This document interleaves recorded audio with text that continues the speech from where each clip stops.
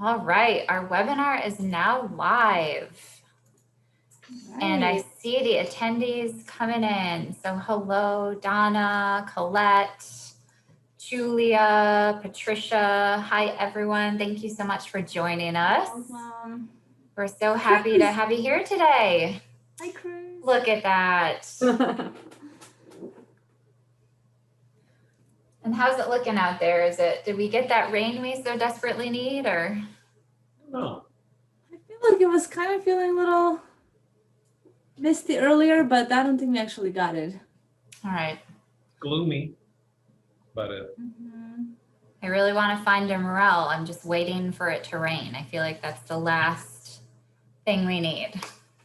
does it have to be like thunderstorm? I'm not a morel hunter. There are so many like wives' tales about it, but yeah, like soil temperature, moisture, timing. Right. I don't know. Right. So Julia put into chat, hopefully later today and tonight, some rain at 5 this morning. And Camille says hi to everyone. Hello, Camille. Yeah. Welcome. So good to see you. And thank you for joining us for so many sessions. It's been such a treat to see you in our attendee list. So thank you so much. So we've got quite a few people in with us now. So say hey, let us know how you're doing, where you're joining us from. Feel free to enter into chat. We'll also take your questions throughout, entered into the Q&A. So we love hearing from you, and thank you so much for being here today. I know that this is going to make me really hungry. I feel like it's unfair we did this session at lunch. Hopefully you all have some good food to eat in your homes. I agree. Well, and as Chef said earlier, some of these recipes are pretty quick to make. So hopefully, and with some staple ingredients. So hopefully you can make some of those recipes even today. Love it. Silver lining, Christina with the sunny side of life. Thank you. Very true. All right. Well, what do you think, Christina? Should we get started? I think we should probably get started. And if people are still coming in, well, that's okay. We'll do a little bit of an introduction and then we'll hand it over to Chef Cory. Well, I officially want to welcome you to the annual Kalamazoo Foodways Symposium. This is day 4, and if you've been following along with us so far, thank you. It's good to see you again. If this is your first session, welcome, and we hope that you enjoy it. Before we get started and we move forward, I'd just like to briefly introduce myself and Lizzie. We'll be your facilitators for this session and for the rest of the week. So my name is Kristina Petrovska, and I work as a food systems program coordinator at Kalamazoo Valley Community College. Lizzie, would you like to introduce yourself? Sure. Thanks, Christina. Hi, everyone. My name is Lizzie, and I am program coordinator for community culinary and nutrition. I'm so happy to be here with you today and to learn from Cory. So thank you so much, Christina. Yes, absolutely. So just a brief kind of history and background about the Kalamazoo Foodways Symposium. This event is a collaboration between the Kalamazoo Valley Museum and the Brunson Healthy Living Campus. The program and activities provide historical, cultural, and practical insights into food and food systems in Southwest Michigan. It serves as a convening point for students, practitioners, and the community to come together and build a strong, vibrant local food system. The Kalamazoo Foodways Symposium inspires and empowers greater Kalamazoo communities to honor our agricultural history and heritage cuisines, celebrate good food, and work together to build a just and healthy future for all. This year's theme of the Foodways Symposium is Plant Forward, and it focuses on celebrating plants in our lives and in our diets. So with that being said, I'm very excited for our session. And our session today is with Chef Cory. So Chef Cory, if you don't know, he's kind of a big deal. If you don't know, he's a frequent flyer on the Food Network. Chef has been on 17 episodes of Iron Chef America as one of the chefs battling it out with Mike Simon's team. I believe they won 15 out of 17, right, Lizzie? That's right. I think so. Cory also recently battled through the Food Network's Spring Baking Championship. And also, if you don't know this, he won that one.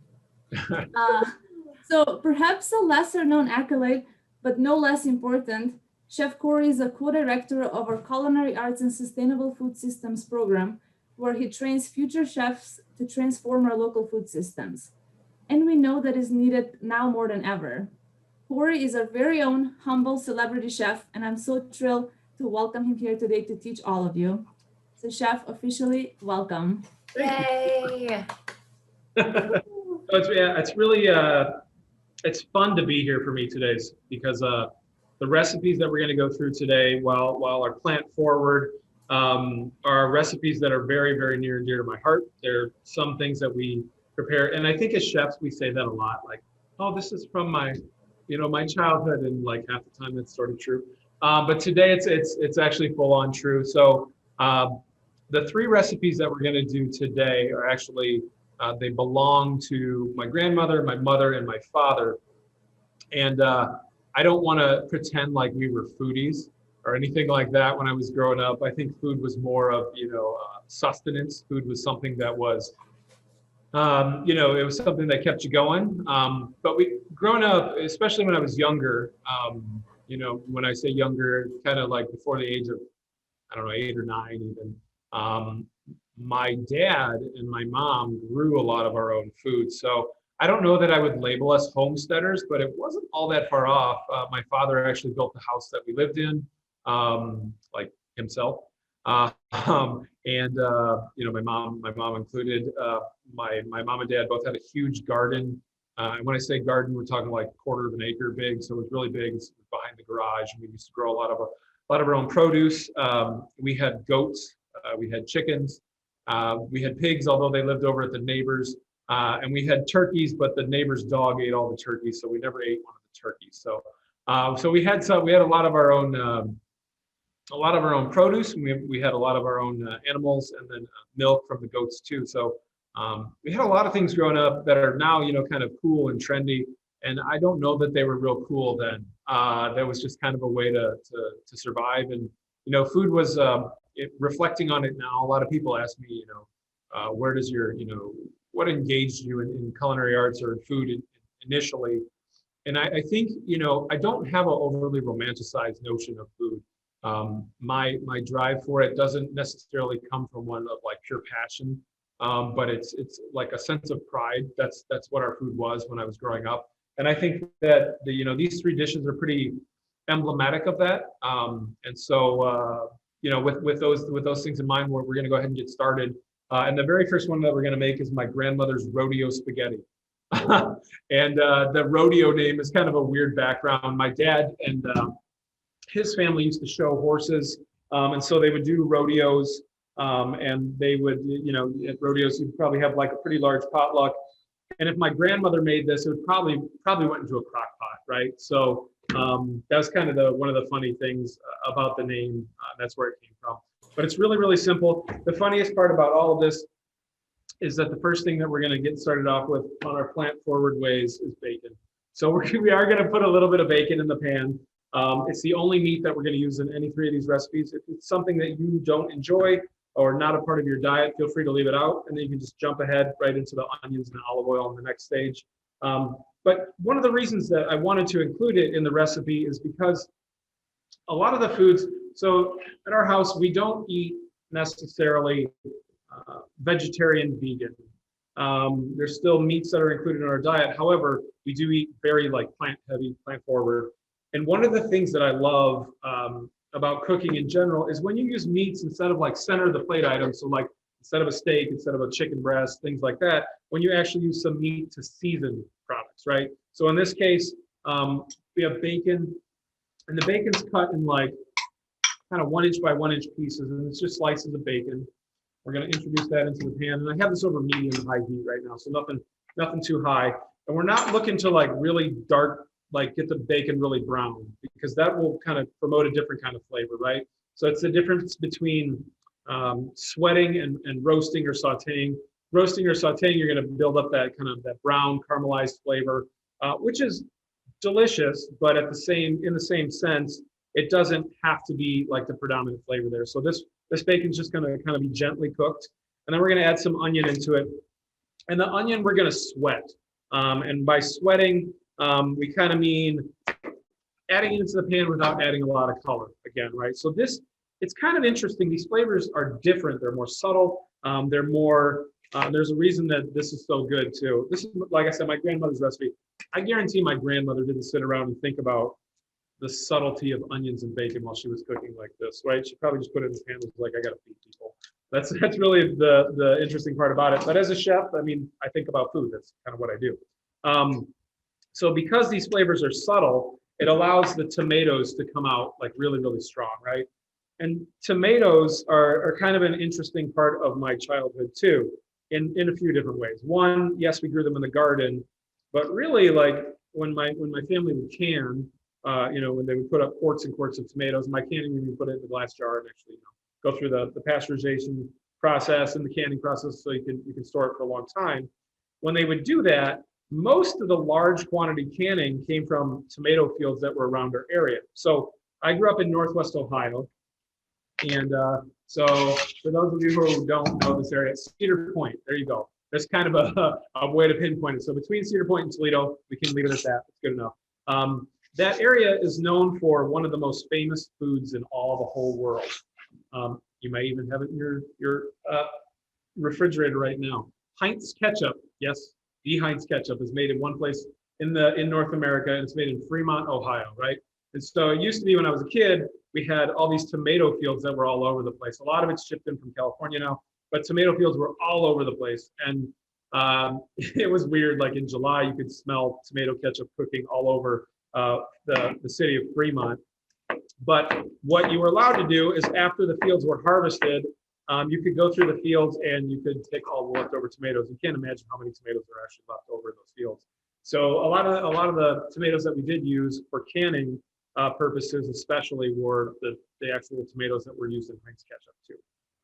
They were the leftovers. So I'm going to go ahead. We're chopping an onion right now. As I was talking, we're going to slice this nice and thin. I like longer pieces. If you like shorter pieces in yours, I like longer pieces because that's how my grandma did, right? So they're always longer pieces. If you like shorter pieces, want to cut it into squares, you can go for that. I'll leave that up to you. All right. So onion sliced. Again, this is a super simple recipe. I'm going to go ahead and move the bacon around a little bit. Boost my heat up just a touch. Now, the other ingredients that are going to be in here, there's a little bit of garlic. We went ahead and chopped that up ahead of time. I didn't do it. Lena did it. Lena's here too. You guys don't know her. She's one of the lab assistants. She's back here hanging out. She's not going to be on camera. She doesn't like it. We chopped up some garlic ahead of time, and this is fresh garlic. I do think it's nice to have that chopped fresh garlic kind of pungency. If you get your garlic already peeled or in a jar or something like that, first of all, that's up to you. It's your kitchen. You do what you want. But the pungency that comes from fresh garlic really can't be imitated, because what happens when garlic goes through like the peeling process, it actually gets washed, right? So it's under high pressure water, and that gets blasted off. The skins get blasted off and removed, and you lose some of those essential oils that are in the garlic, and that pungent, like, that the don't kiss me breath that comes from garlic, you lose that, and that's what you want, right? So that's the good part. Our bacon is just starting to pick up a little bit of brown on the corners. So before it goes all the way brown and crispy. Now, if you love brown and crispy bacon and you just can't have it any other way, you go for it. You make it brown and crispy, but I'm not going to do that. We're going to add in our onions, and what that's going to do is it's going to add the water from the onions into the pan, and it's going to stop the bacon from browning more. Okay, so we're going to add all our onions in here. Get all these guys in. If you don't like bacon, onions, and tomato, don't make this. There's not a lot of substitutions. However, if you want to add stuff to this is a really great way to get veggies in your kids too. Like broccoli goes really beautifully in here. And I would add that in right now. Cauliflower works really awesome in here.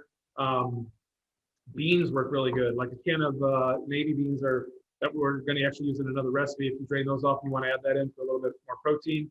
Bang, you got that right in. So I think the most important thing from all three of the people that I'm talking about today, my grandmother, my mother, and my father, is yes, food was important. We wanted it to taste good, but if you didn't have an ingredient, you didn't go to the grocery store and buy it, you just put in something else, right? And so those are really important parts of this whole process too, is allowing yourself as a cook that little bit of leeway to have the room to actually add extra ingredients to what you want to. Okay. So we added our onions in here. I'm gonna add some garlic in. I like to add, this is a personal thing, I like to add my onions in after, I'm sorry, my garlic in after my onions. It prevents any of your garlic from burning a little bit, and it can go that way. Do you have a question? Yes, question, Chef. Okay. Julia's asking, have you ever added ground cloves to your tomato sauces? Ground cloves? Cloves. Like ground, like the spice cloves? Yes. I haven't, but I put nutmeg in them, so it's not too far. Yeah, cloves would be, I mean, it'd be pretty fragrant that way. You could go that route if you want to. I think the most interesting part of this whole process, though, is actually like that, like the amalgamation of the flavor of the onions, the bacon, and the tomato after just those few simple ingredients, like letting that simmer for a long time. It changes the flavor of the tomato. Tomato is really beautiful. It becomes like brighter, but like the acidity is more pronounced, but like the undertones of richness that you get from the other ingredients kind of brings it out. So if you were going to add cloves, let's do that, or cloves or any other spices. When you would want to add them in is actually almost now, right? So I'm sweating my onions here for a little bit. And I like to add spices. We're going to add oregano. This is dried oregano. Super classic. This would absolutely have been in my grandmother's. Highly doubt that they grew oregano in their gardens. I could be wrong. If my dad's watching, you can jump in and tell me I'm wrong. That's okay. I don't know if they do. But we would use dried oregano. And we're going to add that in now. If you want, dried basil, spices like cloves, nutmeg. Nutmeg is actually one that you'll see sneak in. Ginger sometimes is one you'll see sneak in the tomato sauces from the Sicilian kind of roots. But if you're going to add it in, now is the time to add it in. Before we add in all of our liquid, and what this does is it's going to let some of the, the perfume from the herbs perfume the rest of the pot and the oils that are in the pot so that they kind of absorb, those flavors as well. Because inside of an herb, you have fat-soluble flavors and then you have water-soluble flavors. So if you give the chance for the dried herbs to go into the fat first, you actually take advantage of that kind of availability of a flavor-building profile.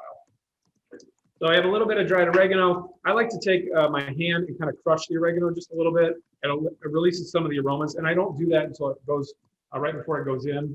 So we'll just work those two together just a little bit. And we use Mexican dried oregano. You can use Italian or otherwise. Oregano is like one of those herbs that kind of grew on me as I got older. You can definitely go overboard with oregano though too. It can get real oregano-y. I don't know if there's another better term for that, but it can be just a little bit overdone that way too. So we have everything in here: the onions, the bacon, the garlic, and our oregano as well. I'm going to add a pinch of salt in with this at this point. I don't over salt because this sauce is going to cook for like 40 minutes. And we're going to put it on one of the back burners in the back as we go. And this is going to come down slowly. If you add too much salt in the beginning, you can never take it out. And as that soup or sauce or anything like liquid cooks down, the salt becomes more forward, and you could end up with something that's more salty. It's just easier to season at the end. Season a little bit in the beginning for sauces and soups, and then at the end again to make sure that your flavor's on point. All right, next up, we got some crushed canned tomatoes here. No, I didn't can these. I'm sorry, Grandma. I'm gonna add these guys in. Now, these were whole tomatoes that we just went through and crushed up with our hands a little bit. I do like the whole tomatoes in cans. I find that they taste better. I don't know if anybody else has noticed that. I'm totally speaking from my own experiences, but like pre-diced tomatoes in cans, sometimes the tomato itself has a different texture. So I don't know if it goes through something during the processing, if they pick the tomatoes a little earlier so that they can be diced easier by machinery, so they're not quite as ripe. But I always kind of prefer the whole tomatoes. And you could just put them in it's a good one for kids too, just get ready for a mess. Put them in a tub and have them kind of smash them up with their hands. Hopefully they didn't just come in from playing outside or anything, so they wash them. So that's the pot here. And this just needs to simmer. This smells just like a smell I've smelled 1,000 times before. And this is just gonna go ahead and simmer down for like 40 minutes, as thick as you kind of want it. Like I said, my grandmother would have taken this would have went into a crock pot. We're gonna do our pasta a little bit different than she did. She always overcooked her pasta, she crushed it. But nonetheless, it was really delicious. And so we're gonna let this simmer for a little while. If you wanted to do this in a crock pot, it'd be a great thing. I do encourage you to like, you could saute your onions and your bacon and all that kind of stuff ahead of time, put that in the crock pot, then put your veggies and your tomatoes over the top of that. That would be fine to let it cook. But you do want to have the onions and the bacon cooked out a little bit ahead of time. It just kind of helps promote more delicious flavors. Chef, when you cook the onions and the bacon, do you kind of cook them just to get them softer, or do you go for caramelization? No, definitely no caramelization. That's part we definitely want to avoid. In this case, we want them soft, like soft and translucent, especially for the onions and the bacon even too. And I think it's one thing that folks aren't used to. I'm going to put this on the back burner. Just give me 1 second. It smells amazing. I'm like a room away and I can smell it and I'm like drooling. So This is a smell I walked into so many times in my life. Like I'm having a hard time not kind of getting misty-eyed. I just smell it so many times. Also, it got to the point in my childhood where I was like, I don't want to eat that anymore. So there's that part too. But so with the onions and the bacon, I think it's kind of important. And I think most people, when they cook onions and when they cook bacon, they get bacon crispy and they get the onions really crispy. And you want to promote maybe a little bit of browning on the bacon, but you don't want to think of it like ultra crispy, because you want that just like tender, and I hate to, like that porky kind of quality that bacon has, that allows it to infuse into the tomato sauce, which comes out with a really good product that way. All right. Chef, if someone wanted to cook it without bacon, is there an ingredient you would recommend they substitute to kind of mimic the flavor, or would you just say leave it out altogether? I would just leave it out altogether. And if you wanted like a rich flavor, just a good quality olive oil. Start with that. Okay. And just don't overcook your onions, because it'll preserve some of the flavor. And this is a case where we can use good quality extra virgin olive oil in it, because it'll have that peppery flavor. Now the sauces are going to taste different, but it still tastes really, really good. So that good quality peppery olive oil, and I know most times you're encouraged not to use that in cooking. However, because the onions are going to be cooked so lightly, we're not going to be reaching really high temperatures, and it's going to help preserve some of the aromas that are still in the good quality olive oil. And that will help as it simmers with the tomato sauce. It will help just kind of perfume the tomato sauce with that flavor too. So all the same stuff, just leave the bacon out. Start with olive oil and go right into the onions right away, and it's really good. At my house, if I make that too, I chop up a whole bunch of olives and chuck them in there with it. It's just really tasty. Awesome. That personally, if I'm going to add a bunch of vegetables to it, I would rather go that route than the bacon route, because I think olive oil and veggies are just like slamming good together. I just, that perfume of the olive oil, I think it's just a really wonderful taste. Great. Thank you so much. Absolutely.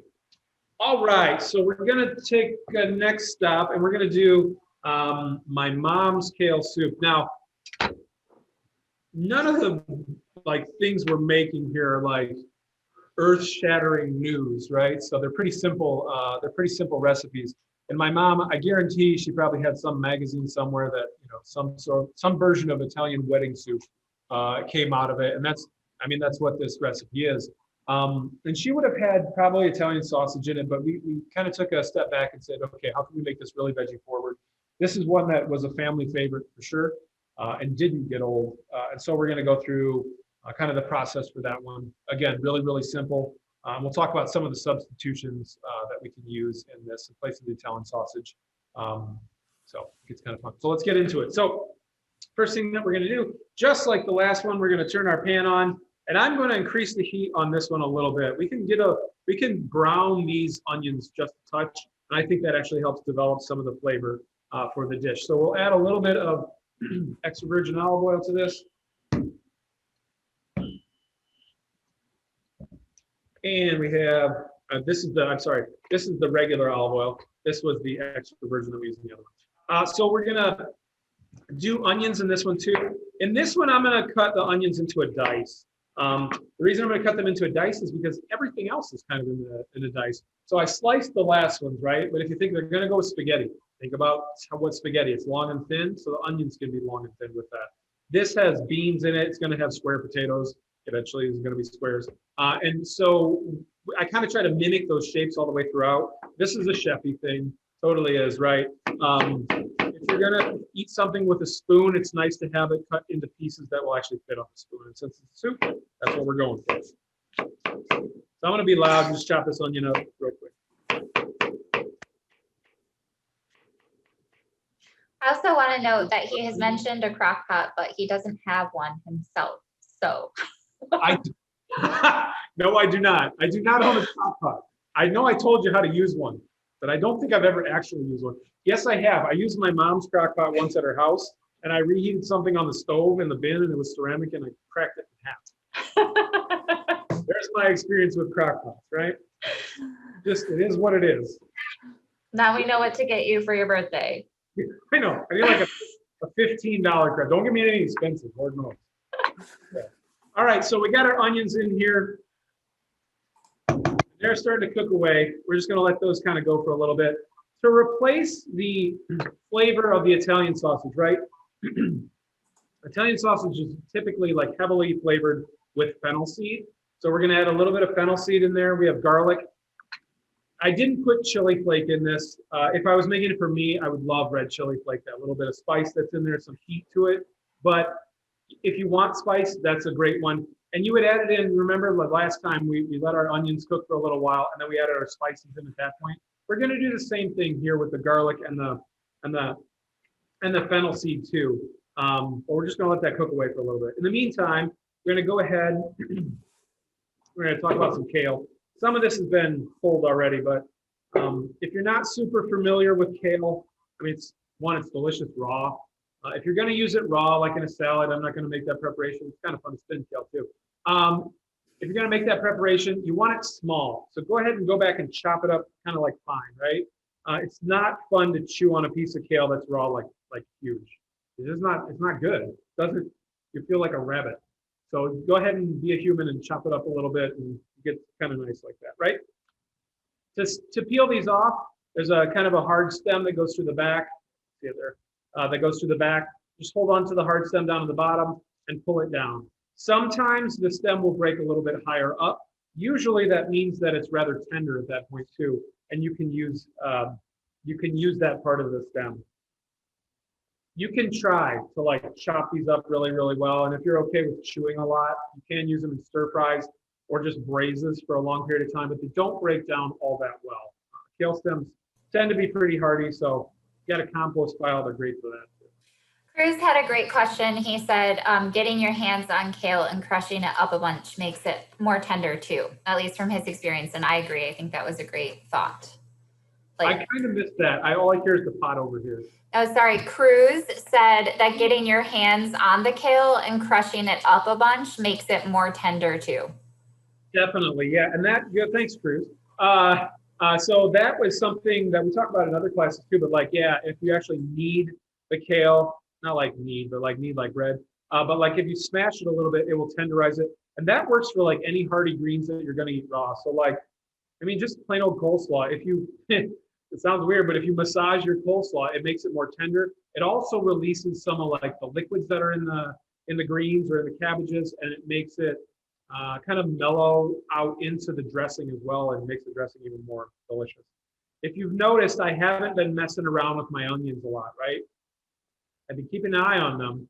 But if you go into your pan and you stir it every 10 seconds, it continues to flip the onions around, and then they release liquid instead of browning, because the more liquid you're going to release, the more water is going to go into the pan, and the less likely they're going to be to brown. So I'm leaving these kind of just hang out for a bit.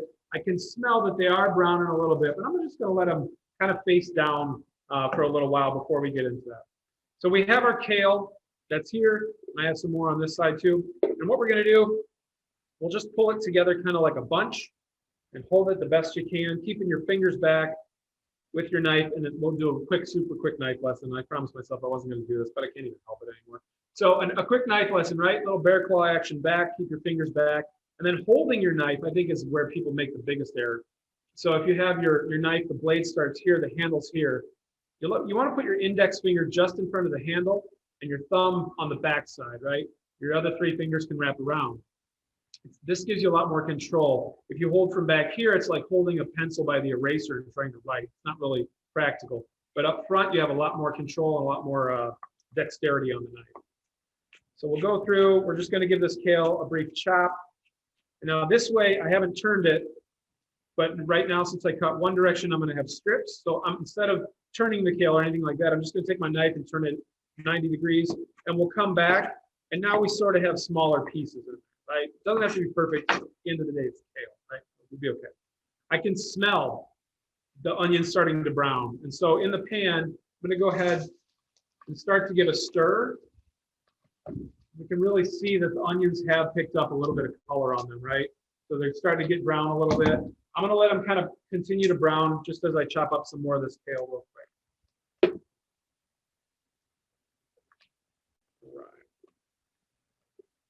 All right. Get a good chop on this too. Chef, in one of our previous sessions, there was a question they asked, what are your favorite pans? I'm curious if you want to weigh in on that, because we were talking about, nonstick pans and the Teflon coating, and should we cook with stainless steel? What are your thoughts about pans? I see you're getting, a nice brown on these onions.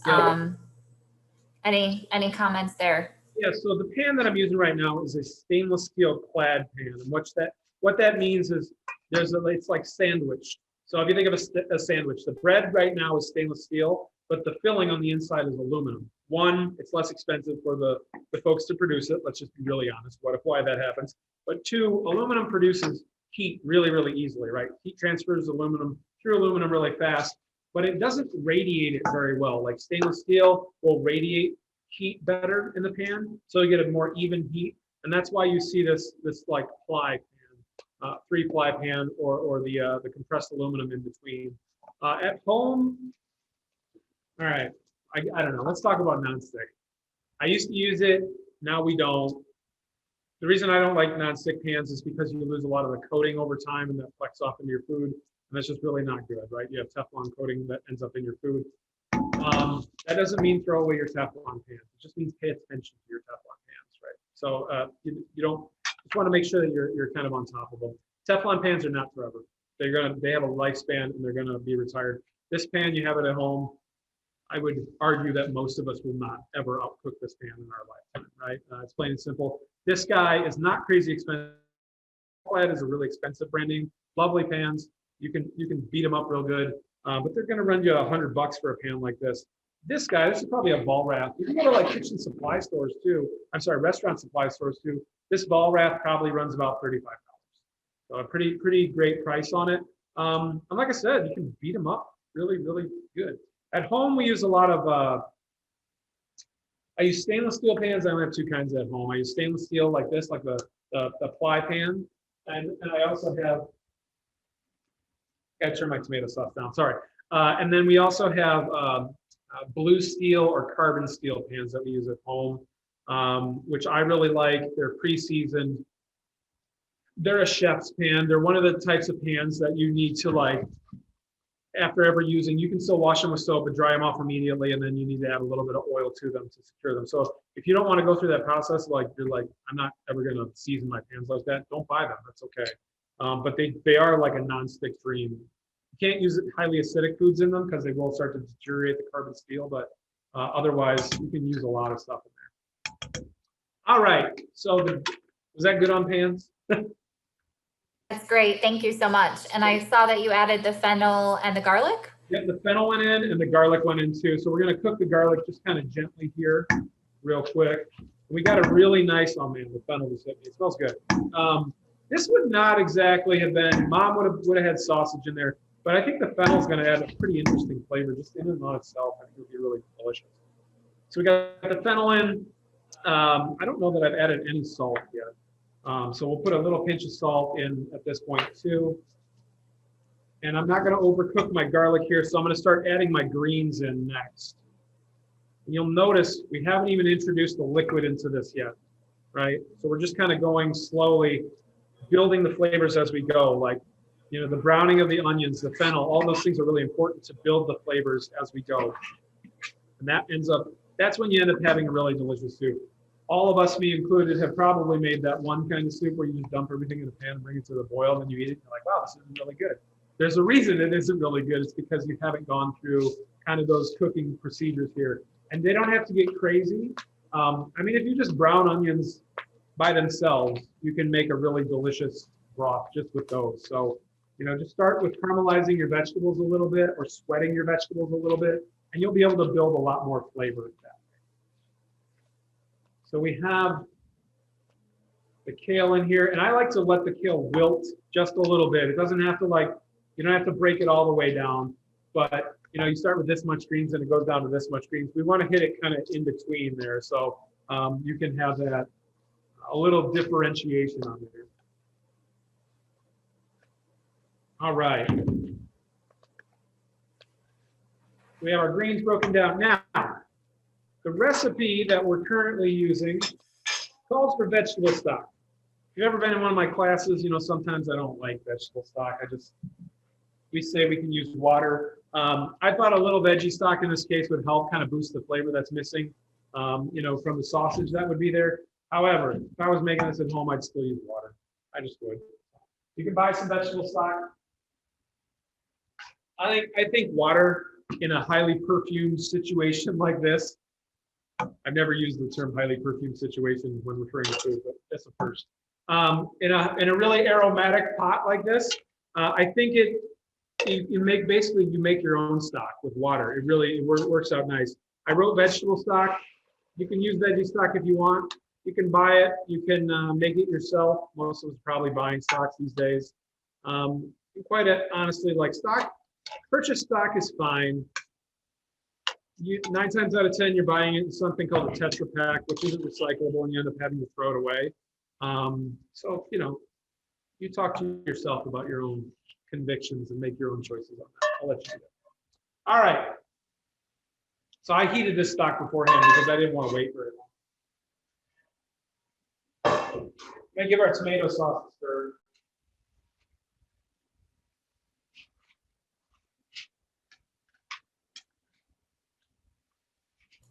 Smells incredible. Yeah, it's all smelling really good here. It's a really good perfume situation. I know, right? That's a perfume. We have some white beans that I'm going to add to this. I got to be honest. I don't know that my mom had white beans in her. I think it was just potatoes, but I like white beans. So all these recipes, just like every memory, is kind of recreated. And I think that's the best part about cooking is, you know, making it yours and theirs at the same time. You still have memories, but you also have things that you like and don't like. I do use, in this case, the liquid from the beans because I like it to kind of thicken everything. It also has a good salinity to it, so there's a decent amount of salt. And it kind of helps season everything up as well. All right, we're going to go ahead and cut some potatoes, and we're looking for kind of a medium dice on this, nothing too small because they'll break down. I do recommend waxy potatoes, so like yellow Yukon Golds, or like sometimes they're just called yellow potatoes in the store. They hold up a lot better on a long cook. If you use a russet or an Idaho potato or like a baking potato, because of the starch content and the way that the starches really, really want to absorb liquid, which is amazing for things like you know, French fries and mashed potatoes and things along those lines. What'll happen is they break down and they burst. So if you want that to happen, you can go ahead and use that. But I always liked potato soups. Me and potato soups have a long hated history sometimes, but I like potato soups that didn't break down and got really thick and gluey. That just was never my preferred kind of flavors. Like the wax potato in this case. I'm gonna add one more spud to this. We should be good to go, and we'll let that simmer away too. Any other potato, like small potatoes too, often are the waxier potatoes that you see. Like if you see the little gold or red potatoes in stores, those are going to be waxy potatoes, and those will work really nicely for this too. Okay, so then we'll let this cook for a little while. You bring it to a simmer or just a gentle boil. Simmer is just a fancy word. Gentle boil for like 25 minutes or so. You should be good to go. Season it again, salt, pepper. I have a little pepper grinder for later on. Season it again. Things that I like to eat with this, just a big old chunk of like crusty bread that's been grilled and has a bunch of olive oil and garlic on it. It's really good. I think it's really, really tasty that way. And you can kind of like chop it up. If you have stale bread too, it's awesome to just toast your stale bread, put it in the bottom of a bowl, put a scoop of this on top. Really good stuff. Yeah. So question, Chef, the potatoes are peel on, correct? They are peel on, yeah. And is there, like, what would you categorize the difference between peeled and unpeeled? So what's the advantage to keeping the peel on here? One, I'm lazy because I don't want to peel the potatoes. So there's that part. You got extra fiber in your diet from the potato. They also hold together a little better in the pot after a long cooking. So, and I think Love it. that's what you really wanted me to say, but honestly, I'm lazy at home and my kids hate me for it. But I appreciate the honesty. At least we know you can do it both ways. If Yep. people want to take the time to peel them, that works totally. as well. Alrighty. Yep. And we got a note from Julia. She says, that looks so amazing.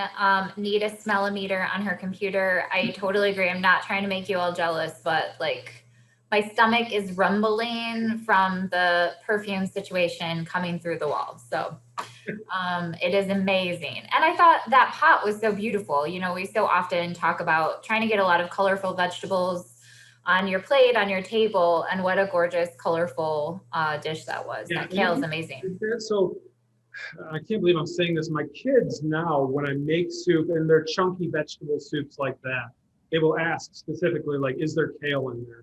Is there collard greens in there? They just say greens, right? Are there greens in there? It just makes it taste better. I don't know if anybody's out there adds like a lot of greens to their vegetables, but it's like slamming good, you know, Yeah. like all the health stuff aside, it's just really, really damn tasty. And I think that's like one of those awesome parts. And this kind of an example is something we make like all the time during the winter too. You know, really brothy soup, just chock filled with vegetables. And it's something that I find that I can make like on a Monday or a Sunday even. And we have a lot of, maybe to the chagrin of my children or not, but we might eat it a few times that week, but you know, the kids end up eating veggies and it works out that it's really delicious too. So we like that. Also great, you know, to batch cook and freeze the extra portions. You know, you can freeze it in a muffin tin, pop them out of the muffin tin when it's frozen, and then you've got a quick weeknight meal. So I love that idea of, I mean, cooking extra on purpose and setting yourself up for success on any weeknight to come. It's a great strategy. Just have like a plan. If you're like me, like after you finish and then if you immediately go eat, the next thing you don't want to do is clean up. But if you have a plan, like while you're working, right, before you eat, that's the key. Before you eat, that you have your containers and you have some that you put into your containers like before you sit down to eat, you're a whole lot less likely to just take this big pot and shove the whole thing in the refrigerator. You can deal with it a little bit easier. You bet. Okay, so the next one we're going to go to, and I have a saute pan that's heating up. It's getting pretty ripping hot. I don't know if you guys can hear it, but we have induction here and they make these kind of buzzy sounds. It's getting really, really warm. This is one from my dad. And this was one that we ate a lot. And the reason that we ate it a lot, it's a green bean stir fry. The reason we ate it a lot is because like when they would harvest green beans, and this is not a joke, there was like, you go through the garden, get all the green beans. There'd be like 2, 3, 5-gallon buckets full of green beans. And we didn't can them, not that I can remember. Maybe they did some canning, but most of them got frozen. So we're gonna use frozen green beans for this. If you use fresh, it works even better. And honestly, like during summertime, we've done fresh, but we had a lot of frozen green beans. So we ate a lot of frozen green beans. So we have frozen green beans, tricks with frozen green beans, let them thaw. And we're gonna try to develop a little bit of like a brown crust on these. And it's trickier with frozen foods because when you thaw them out, they want to exude their liquids and then that water prevents them from browning. So what I've done with these ahead of time was we thawed them out, ran them under some warm water, took them out, drained them off, and then I put them in my hands and I squoze them really well. So like water would actually come out and then lay them on some paper towels and dry them off. And what we have here are some beans that are pretty gosh darn dry at this point. So we've lost some of the liquid that's in there. And it actually helps. Now we can brown these green beans. And this process is going to happen kind of quick. So I shut off my pan for a second so we can talk a little bit about what's going to happen here too, okay? So the green beans are going to go into a pan. I have this cool little move that I've been doing lately at home. And what's going to happen, the green beans are going to go in with olive oil. We're going to take another pan, we're going to put it right on top of it. This is just a clean saucepan. And the weight of that is going to kind of crush those green beans. and it's going to press them right into the surface of the pan, and you're going to pick up a lot more browning. This is how we cook broccoli at home all the time now. Broccoli goes into a hot pan, another pan. It's actually our teapot at home filled with water. Goes on top, and it crushes it right down into that pan. You get super like charred, delicious flavors on that broccoli. And that's what's going to happen to the green beans as well. So that's going to be, when you see me doing something kind of goofy, that's what's going on there. We have a little bit of garlic, soy sauce. This is just good old white distilled vinegar. There's plenty of vinegars out there. You can go spend a lot of money on it. That's cool. The older I get, the more I like just really, really simple stuff. White distilled vinegar works really great. It picks up flavors really easily. I don't recommend balsamic for this because it has too much sugar and it's just going to like burn in the pan. That's bad news. Don't do that. We have some toasted sesame seeds that are going to make their way in here too. And we have a little bit of green onion. And actually, I'm going to go ahead and cut up our green onion right now. And you could add herbs to this pretty easily. Basil towards the end would be great. Cilantro would be slamming good. Mint even would be really, really tasty. I'm going to go ahead. I'm going to chop up some green onions. We're just cutting these on a bias. Crazy.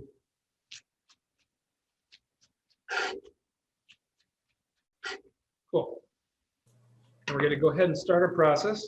Turn our pan back on. Put it on about a high heat as we can.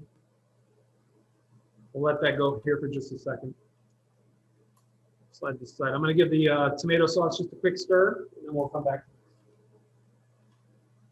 I love the idea of weighing down like a pan on top to press your ingredients and how you press the moisture out of the green beans in advance too. Because I think, you know, so often we're cooking with frozen vegetables or things that you're trying to get a great char caramelization on, and that's two great techniques that aren't always, I think, go-to. It's one that comes from like deli, or not deli, but diner cooking. Like when they grill the sandwiches, you can see there's smoke actually coming off the oil. That's a good thing. And frozen vegetables, I love that you're talking about them because they are such an easy way to add vegetables to our diets because they keep really well. Obviously, they're inexpensive, and you can use the amounts that you need and kind of refreeze the rest of it. If you guys are asking me questions right now, I can't hear it. That's okay. We're just chatting. It's like sizzling like crazy, which is good. You want that. So I put the green beans in. Can you guys still hear me okay? Over there? Okay, cool. I put the green beans in with some oil. I did not add all my green beans in there. You want kind of like just one layer. If you stack the green beans, again, they're going to exude the liquid, and you're going to end up with like just frozen green beans. So we want to kind of avoid that. Yeah, they browned really nicely. This is great. Pushing it down.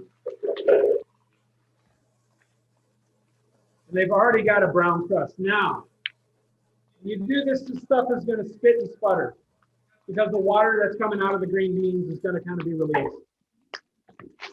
It mixes with the oil and it kind of splatters a little bit. But yeah, it looks great. The color that's been picked up on this is really, really nice. And what I'm going to actually do, we'll take these out.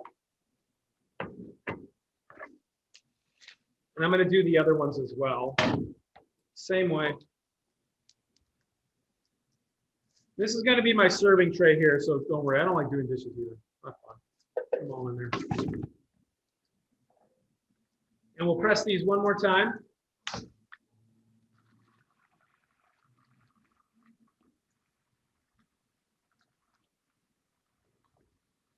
And again, I have not salted these or anything like that. These are just the green beans themselves. Pick up one. Let's see if we can get any color like on the. I don't know if you guys can see it, but it's much more. It's much darker on the green bean right now. Got probably the color of my shirts right now, actually. We picked up a lot of color. That's going to pick up a lot of flavor. It just makes frozen vegetables more delicious because they can be. We all know they can be really bland, plain and simple. So try to avoid that if we can. Going to add our other veggies or our other green beans back in here to give this a little move around.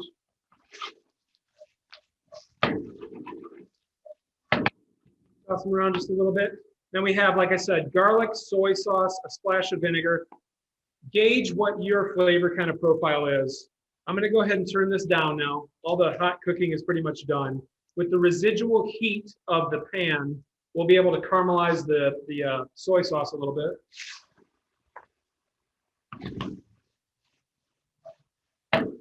Toss that in, and immediately it has like a really toasty aroma. I have a little bit of garlic, and I saved this for the end because if I had put this in the beginning, it would have burned really badly and definitely not been very delicious. We have a little bit of our vinegar. What type of vinegar, Chef? This was white distilled vinegar. Okay. Definitely. I think growing up, that's the only vinegar we ever had. It was like straight up white distilled vinegar. Maybe we had malt vinegar for French fries because that was definitely a dad favorite. Cedar Point French fries with malt vinegar on them. Got a bunch of green onions in here. And he would have had, this would have been over rice without a doubt, but I think this makes a great side dish too. And sesame seeds. If you have them, if you don't, peanuts work really well for it too. And then we have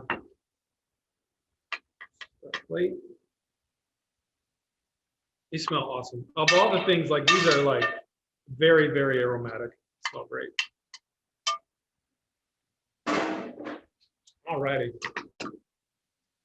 So there's the green beans. Well done, Chef. We're gonna plate up some of a soup that we have going back here. Real quick, it's been simmering away.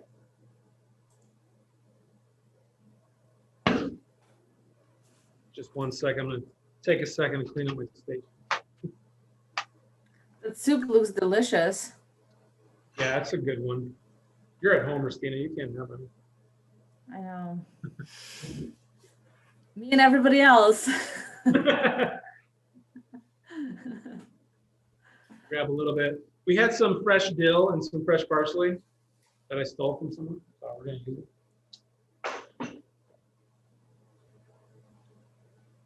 All right. So we have the soup, and it's got all the potatoes in there, the big chunks of kale and everything. The soup's good stuff. Super garlicky. If you want more garlic flavor, because I like garlic a lot, what you can do is like, you can take the garlic raw, chop it up, smash it with a little bit of parsley and olive oil, and you can actually like dredge that over the top of the soup too. And it gives like a really pungent, kind of delicious flavor to it.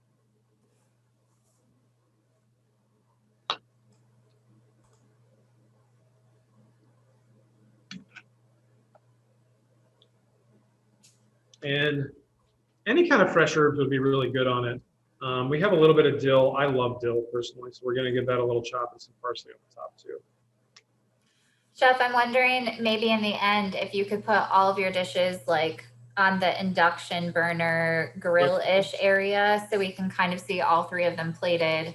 Absolutely. So I also think it's an awesome conversation around like how quickly you just made 3 really incredible dishes. Like these are also really time efficient. Yeah. So that big picture of 3 dishes in, less than an hour. Yeah. Very cool.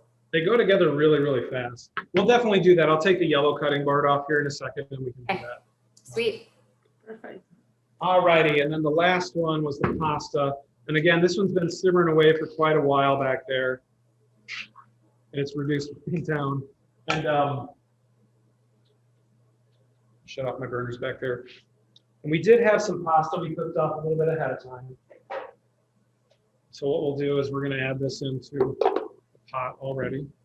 I think that's an interesting trick too. Not a lot of people simmer their pasta in the sauce. Yeah. And like, what are your thoughts on, not cooking the pasta all the way and saving that finishing for simmering in the sauce?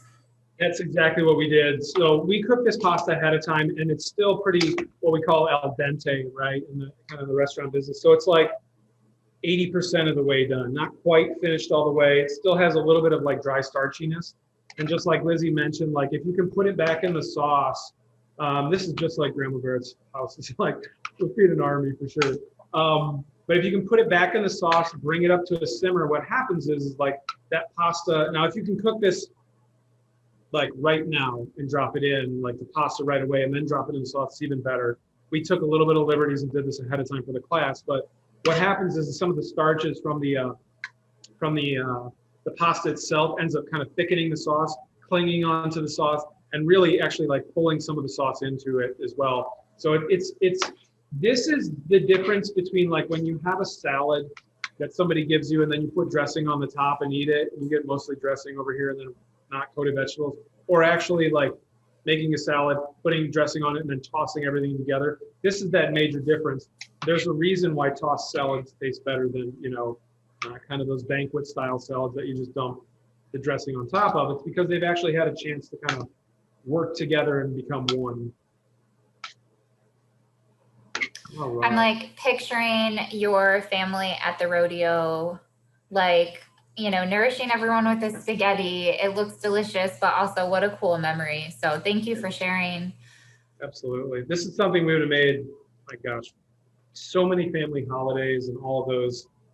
I mean, or just midweek too, it would be definitely something that would be prevalent. Right. What are you prepping right now? Chopping up. That was just some herbs I'm going to sprinkle on the top. This is not a Grandma Barrett move. There's no way she would have put fresh parsley and dill on top of it.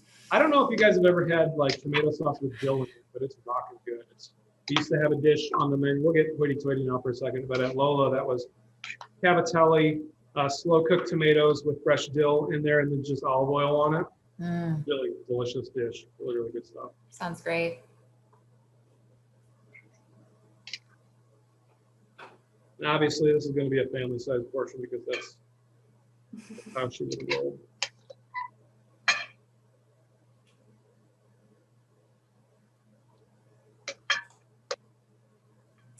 We have a question. Do herbs need to be washed? Yeah, it's a good idea.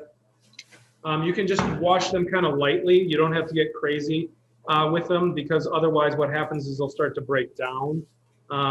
I know one restaurant I used to work at called the Herb Farm. We used to wash it. We used to put, if you're growing your own fresh herbs, we would put them into a solution that was like, about a pint of water to like a teaspoon of vinegar. And that way, one, it would wash them, but if there were any buggies that you had growing on your herbs, any little insects or anything like that, it would actually kind of chase them away.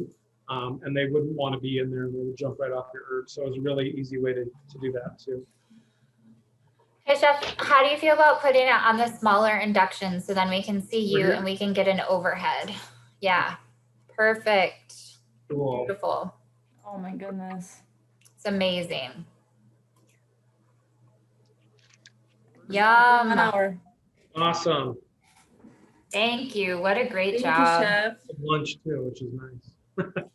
Any questions from the audience? We'd love to. You have a world-class chef at your disposal for the next 2 minutes. No, just kidding. We're here for you always. Yeah, so please ask any questions you have. We have a lot of kudos to you, Chef, coming in. Folks saying it, yum, sounds delicious.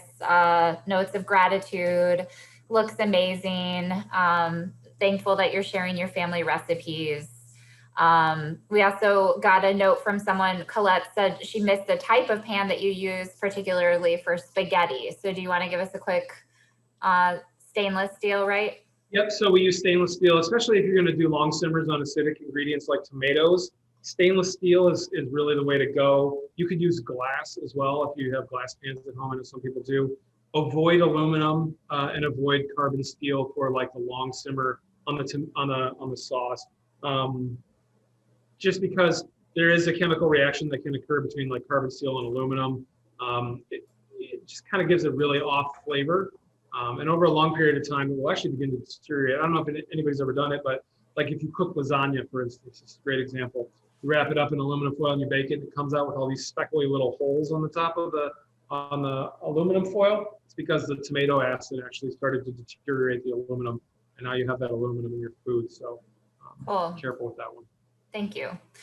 We have another question that's asking, do you prefer San Marzano versus standard Roma when you're buying canned?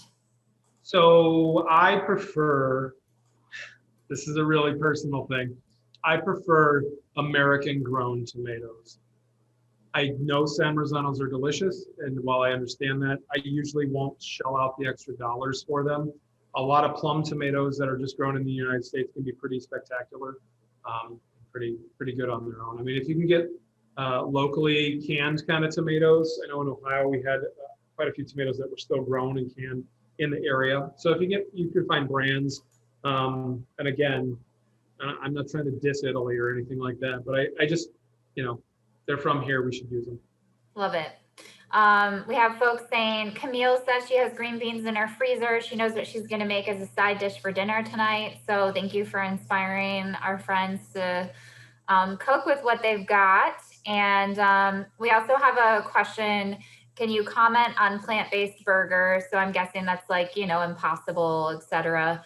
And is there a nutritional advantage? Ristina, what are your thoughts on that? Like on a lot of the plant-based products. So Ristina is a dietitian. For those of you who did not know that, in addition to being program coordinator, she is a registered dietitian. So what are your thoughts? That question is a really good question. To be brief, plant-based burgers have come a long way. So the plant-based burgers that are available right now, yes, they do not have the animal protein, but nutritionally, a lot of the varieties are as high in protein as some animal versions. And from an environmental standpoint, I feel like I need to comment on that as well. From an environmental standpoint, the carbon footprint on plant-based burger it's significantly lower.